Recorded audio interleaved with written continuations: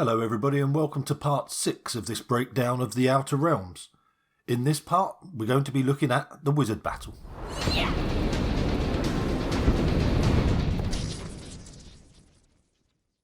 When I'd settled on a fantasy theme for the contest, I always knew that I wanted to include a wizard battle. Visually they are just very appealing, but it also came with some problems. The first problem was the size of the physical set. So here's a poor image with two figures in the set, and as you can see the space between them won't particularly make for an epic wizard battle. The simple solution to that was never show Delana and Zarkon in the same shot, instead cut from one character to the other so the viewer has the opportunity to imagine the gap between them. The next problem was I had no idea how to create the effect, but I found two tutorials from FXHome made back in 2012 that covered exactly what I wanted to do. The tutorials from FXHome already cover the detail much better than I ever could, so I'm going to provide a more general overview of the steps to take. So let's get into it. So we're in Hitfilm Express 13 and I've loaded up the scene. We have the background video and then we have the video with our figures, which I've split into two at the point where we want the spell to come from Delana's fingertips. And to hold that spell, I'm going to create a new plane. I'm going to call it spell. I'm going to change the blend mode to add. And then onto that plane, I'm going to add the lightning and electricity effect. I'm going to move the plane across to that point, move it down in the timeline to tidy things up. So at the moment it looks like lightning, it looks like electricity, which is not really what we want, but for now what I'm more interested in is the fact that it has a start point and it has an end point. And I want something to attach this start point to. Now that's going to be the end of the fingertips, and at first I thought we could create a point track. So I'll show you how we create a point track in Hitfilm. I come into the video, I hit insert track, and it changes our view to that of the layer. Now I'm going to show a good track first, and we have these boxes, and if I click on it and move it, we see we've got a crosshair in the middle. And that is the point at the coordinates of which Hitfilm will record for us. And I'm going to select Delana's eye because it's a good thing to track. This red box is the object we want to track. Now of course Hitfilm doesn't know it's an eye, it sees it as a pattern of coloured pixels. And the bigger this red box is, the more work Hitfilm has to do. And this green box is the area of the screen that Hitfilm will search for what's in that red box. Now if I come over here, we have these track controls, and if I hit track forward, you'll notice that Hitfilm has created points for each of those for that central part of the eye, and it's done it pretty well. But it's not the eye that we want to track, so I will remove that and I will instead try to track the end of the fingertips. So I will do the same thing. I will create a track. I will drag the box with its central point over the fingertips. I shall change the red box to say look for this pattern of pixels, and because the hand moves around quite a bit, I'll make quite a big box. Now rather than track forward automatically, I'll do it frame by frame so we can see what's happening. So already Hitfilm has lost what it's tracking for, and that's because the pattern changes, so the shape changes, the shine on the end of the fingers change, and also Delana's hand is a very similar colour to the barbarian's body, and so Hitfilm doesn't know what it is we're looking for. Now I can manually move it into place, and in the end that's what I had to do for every frame. Fortunately, there aren't many, but still, just so that I don't bore you, if I remove this track, I've already created one here, and as you can see, it's recorded those points for the fingertips. So if I come back out of the layer, so we now have the coordinates of the end of the fingertips, and we want to apply it to a point. So if I create a new point, I shall rename it, and I shall call it spell start. And in that track, I shall say layer, spell start, and I shall apply it. And all that has done is it's copied those XY coordinates to the point. And now we have a point at the end of the fingertip. In the lightning effect, we can come into start and we can say use layer, spell start. Now you saw it jumped a little bit, but it's still not on the fingertips. And that's because we have to zero out the default offset that was applied to the effect. So now when I scrub through, we have the lightning stuck to the end of Delana's fingertips. I'm going to do the same for the end point. I'm going to create a point. I'm going to rename it and call it spell end. And all I'm going to do with this point is just drag it off screen in roughly the right place, and then in lightning and effect, I'm going to change the end point to say spell end, and again I'm going to zero out those coordinates. So if I scrub through, we have the lightning coming from Delana's fingertips and going off screen. At the moment it still looks like electricity, so what we're going to do now is change how it looks. So to do that, I am going to change it, make it look a little less like electricity. So if I come into the electricity effect, it jumps around quite a bit. So I'm going to just stop it doing that by changing the wave scale and the twitch scale. I'm going to get rid of these little forks or branches. And we have branches here. At the moment there's 5. I'm going to turn those down to 0.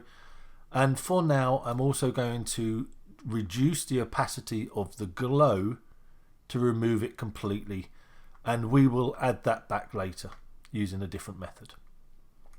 So it now looks a little bit more like a spell stream, but it's very, very thin. And we do have a width parameter for start and for end, but that width parameter doesn't go up very high. So everything we do from now on is going to be an attempt to make it look thicker. So the first thing I'm going to add is a blur, and I'll do it over in these control panels here, and I'm going to put that blur up to around 10. And we're not using this necessarily to blur the effect, it's more to increase the size of it. So the next effect is the threshold effect, and this will change everything in that layer to one of 2 colors, in this case either white or black, and we want everything to be white. And now we have a big thick stream. We will now add a blur, another blur. In this case it is to blur, we are using it as a blur. And then the diffuse effect, and this is what we're adding to blur it a little bit more, but also to make it glow. I'll increase it to about 110.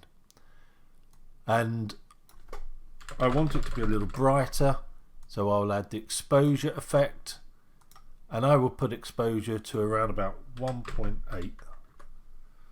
So we have a nice bright spell with a blur around it. The last thing we want to do is change the color. So I'm going to come into the color correction wheels, and I'm going to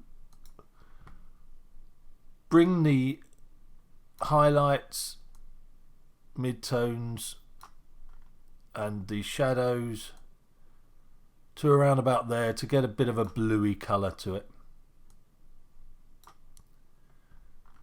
So that's a lot that we've done there just to get it to look how we want. I would never have come up with this myself, so that's why I'm always appreciative of FXHome and all the other Hitfilm community that post their tutorials.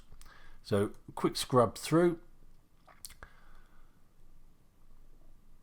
And the last thing I want to do is just add some lighting to the whole effect, to the whole scene. So I'll add another black plane. I'll set the blend mode to add. I shall just move it down a little bit to, let's say, there. And onto this plane I'm going to add the radial gradient effect. And I'm going to change the center point to be spell start. I'm going to change the inner radius, just lower the opacity a little bit to around about there. I'm going to change the outer radius, the color. I'm going to make it a bluish color.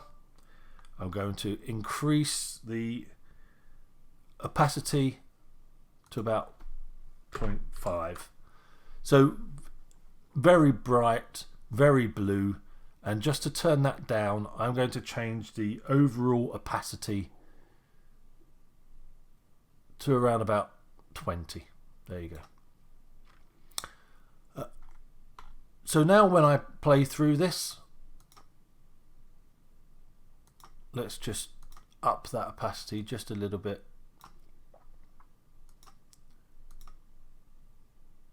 We have the stream, we have the lighting. Hello, Dafter Things here, sorry to interrupt. After watching this back I realised that I should have dragged that plane across so the light only shows when the spell has started. Sorry about that.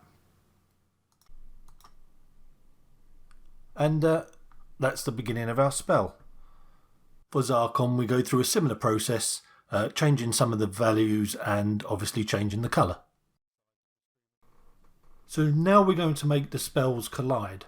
I have two composite shots, one called Final, and in it I have a background video. And in the other I've called Spells Collide, and I have a background image which I'll only be using to test the positioning, and 3 points. Impact point, blue spell point, start, which I'm going to take off screen to the right, and red spell start, which I'm going to drag off screen to the left.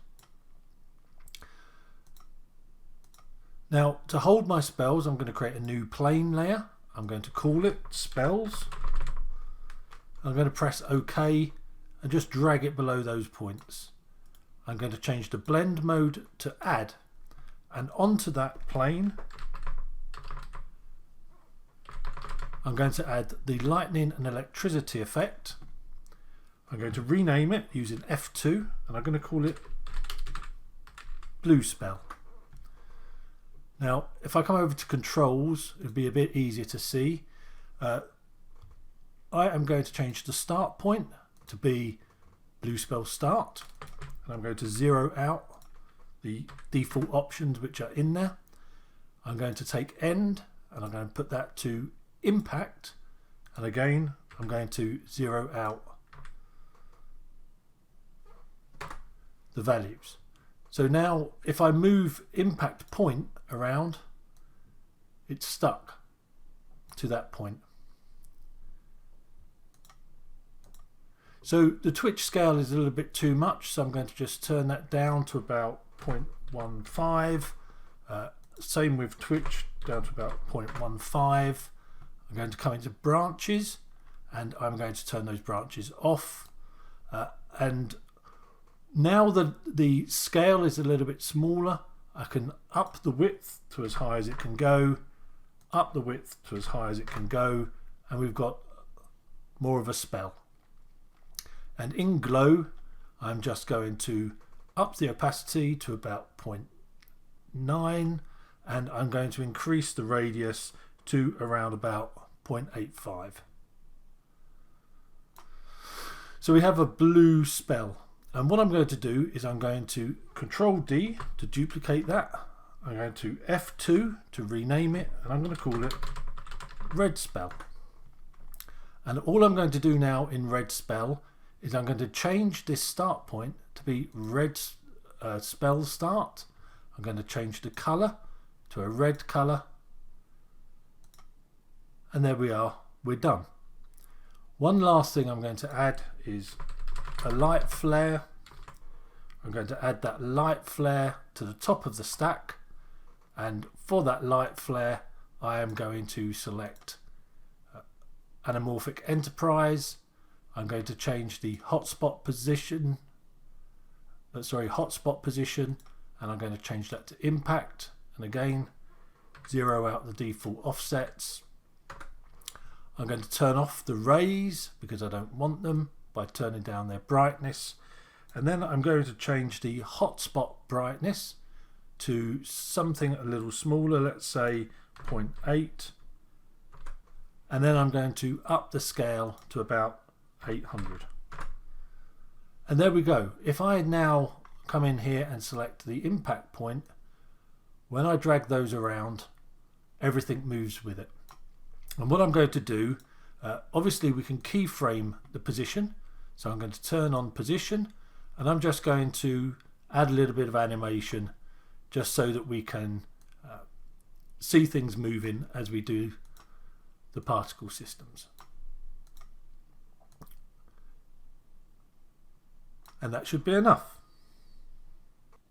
So next we're going to add the particles, and that means we need to use the particle simulator. Now the particle simulator is very powerful. There's lots of options, so it can be complex. So up here I'm going to search for particle simulator, and I'm going to drag it down below the spell planes. Now if I scrub through, it's already spitting out some particles. So the particle simulator has three general areas. We have emitters. This is the place where particles are spat out or where they spawn. And we have particle systems. These are the things that control the appearance and movement of particles. And then we have the particles themselves. So I'm going to work with the emitter to begin with. And I'm going to attach that particle emitter to the impact point. So now the particles will follow that impact point, which is exactly what we want. I'm going to change the trajectory, and rather than having it as random, I'm going to have it coming out as a cone. And just to get a little bit of variation, I'm going to come into the particle simulator here, go to emitter, trajectory, and I'm going to keyframe the X, Y and Z rotation parameters, press the end key, and then I'm just going to increase those to something between 20 and 30. I don't actually want them all the same. There you go. So now when we scrub through, we have particles coming out at different angles. We now want to work on the particle system itself. So if I remove these, come to particle systems, and we have a number of things here. And the first thing I'm going to change is the movement of the particles. So at the moment they don't live very long, so I'm just going to increase this to 6. I am going to change the speed to perhaps 400. And at the moment the life of every particle will be 6 seconds, and the speed of every particle will be 400 whatevers. So under movement variation, I'm just going to add a random factor. So if I add 1 second, it will now be between 5 and 7 seconds long. And if I change the speed and add, let's say 50, it will be somewhere between 350 and 450. They're all a bit big at the moment, so I'm going to change the scale of them as well, and I'm going to knock that down to about 30, and I'm going to add a random scale of 20. So now we have different shaped particles coming out, but they just fly off in every direction. So we want to add a force to those particles. So down here at the bottom we have forces, and if I say insert force, it will automatically add a gravity force. Now for me, I want them to still be able to go up a little bit, so I'm just going to change the type, and I'm going to change the strength to about 8. And now when I scrub through, they just kick up a little bit before being dragged down. Now at the moment they just drop off the bottom of the screen, so I want to add a deflector, and I shall be adding a plane deflector. So I'm going to say new plane, OK. I'm going to change the blend mode to add, and I'm going to drag it down just above the particle simulator, and I'm going to turn on 3D. Now if I come back into the particle simulator, we have a section for deflectors, and all I'm going to do is add a new deflector, and I am going to change the shape. Rather than cuboid, I'm going to say layer, and I am going to select that new plane layer. I'm also going to make it an infinite plane, so I don't have to worry about the size of it. And all I have to do now with that plane is drag it down in 3D, change the rotation. So come into transform, change the rotation on the x-axis to 90, and then I'm just going to drag it down so it fits around about where the floor is. Now when I go through, we see that the particles hit that plane and they have a little bit of bounce and friction. And again, if I come into particle simulator, we do have a bounce and friction here. So I want to keep them at 50-50, but in the variable section, I'm just going to add a little bit of variation to them.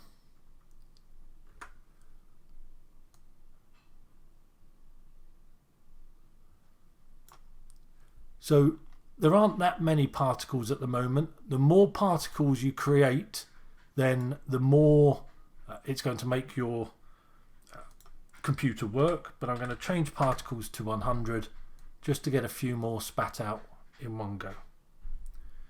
So now I know where the particles are going to finish. I can turn off this background image, and I can come into our final, go into media, and I'm going to drag that spells collide into here, change the blend mode to add, and we can now see it in our final position. There's a few more things we need to do. Every change now we do in spells collide will be reflected in our final shot, so we can see what it looks like. And I am going to add a new grade layer. I'm going to drag that grade layer just above the plane and just above the particle simulator, and a grade layer will affect everything below it. So in the grade layer I'm going to add a glow effect.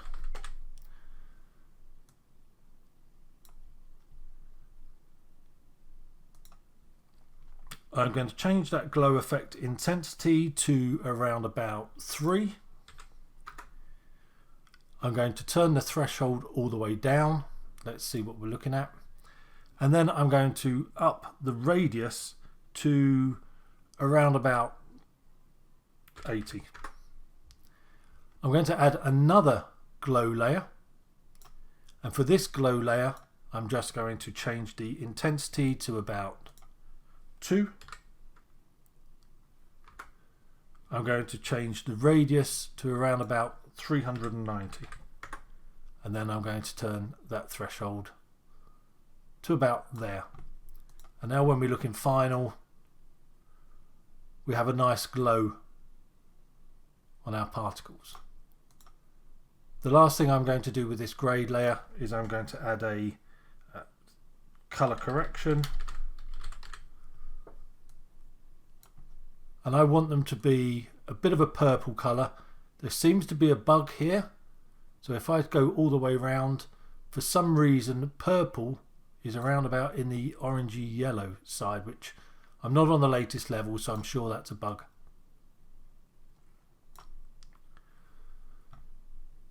And now when I scrub through, we have nice purple particles being emitted. So the very last thing that we need to do with the particle simulator, or with the particles, is at the moment they just are created and then they immediately die. And I want them to fade out over time. So if I come into particle systems, and this time going to lifetime, I'm going to change the alpha. I'm going to change it to a gradient alpha. And what this says is, here's the life of a particle. At the moment, we have 1 point here.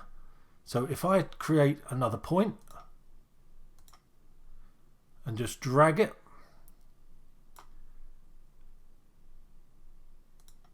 it will change from full opacity or full alpha, and then it will fade out over its lifetime.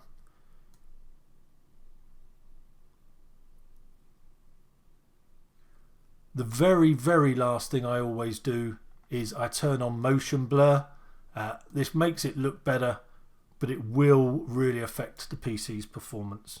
So if we come into final, we have our particle effect. So you might have noticed a bit of a cut there. My PC was beginning to struggle with the number of particles, so I've saved the project, restarted my machine, restarted Hitfilm, reloaded the project. What I'll also do, we have playback resolution. I'm going to turn that down to see if it helps. And one other thing, and spells collide, which is where a lot of our work is going on, I'm going to press this button and I'm going to do a RAM preview or a RAM render. It will take a little while, so I'll come back when it's finished, and hopefully that should make the last part a lot easier to go through. So the RAM preview has finished on Spells Collide, and it should be reflected in this other composite shot now. So if I press play, it's going nice and quick now. So the first thing you notice when you press play is that the particles only just begin to spawn. And I'm sure there's a setting in the particle simulator, but I'm just going to come back to the start, move the Spells Collide across in the time frame, just so we have some particles there to begin with. I'm going to add the diffuse to that Spells Collide layer, just to soften it up a bit. And then I'm going to duplicate it. And this duplication, I'm going to change it to 3D. And this is going to be our reflection on the floor, the light reflection on the floor. So the first thing I'm going to do is transform the orientation to be upside down. I'm going to change the rotation to around about 80. And then I'm just going to move it down in 3D space so it hits our floor. I'm going to unlink scale, and then I'm just going to increase the scale a little bit, move it across so it lines up, and then I'm going to increase the scale on the y-axis as well, just so it hits across this mark here. Next thing I'm to add to it is a blur, and I'm going to increase the blur to quite a high number, let's say 170. Maybe just take it down a little bit.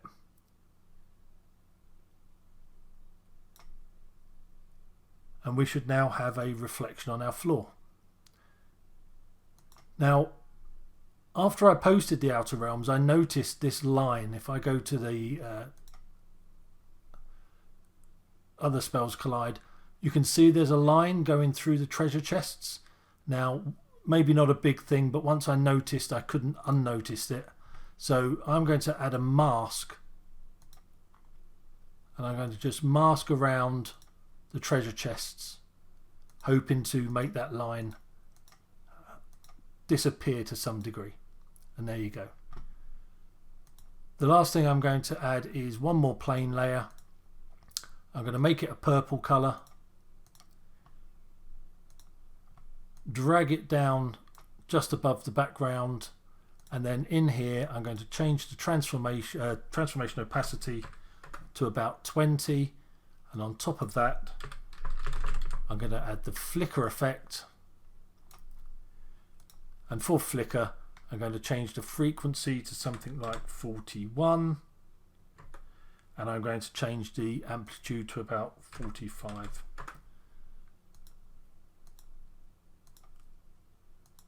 And there we have our final particle wizard battle. And once we edit all the clips together, add some sound effects, in this case a blowtorch and an electrical crackle, add a battle track which is Overlord from Filmstro, and we have our final scene. Delana fires, Zarkon fires back, the spells collide and we get a sin for that line through the chests. Zarkon increases his effort, pushes Delana's spell back, and finally gets through her defences. And that's it.